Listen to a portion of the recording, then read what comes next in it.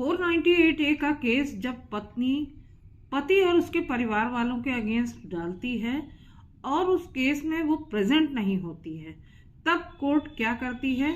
देखिए, पत्नी की जरूरत 498A के केस में तब पड़ती है जब उसकी गवाही होनी होती है।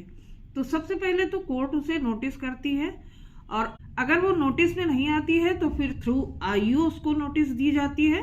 और उसके बाद भी अगर पत्नी कोर्ट में प्रेजेंट नहीं होती है तो उसको कोर्ट बेलेबल वारंट इशू करती है। और उसके बाद भी अगर पत्नी प्रेजेंट नहीं होती है तो फिर उसको नॉन बेलेबल वारंट इशू किया जाता है कोर्ट के द्वारा। और ये वारंट नॉन बेलेबल वारंट होता है थ्रू एसएसपी और डीएसपी के, कि कहीं से भी पत्नी की कोई इंफॉर्मेशन यहाँ पर लाइए और पत्नी को यहाँ प्रेजेंट करवाइए, पत्नी का पता लगाइए वो जीवित है या मर गई है।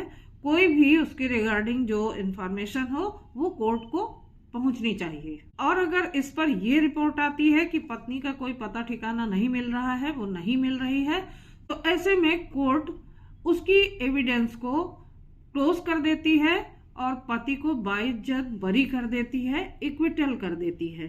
क्योंकि नॉर्मली इस केस में कंप्लेंट पत्नी की तरफ से होती है और सारे एलिगेशंस पत्नी की तरफ से होते हैं, तो ऐसे में ये केस अपने आप खत्म हो जाता है।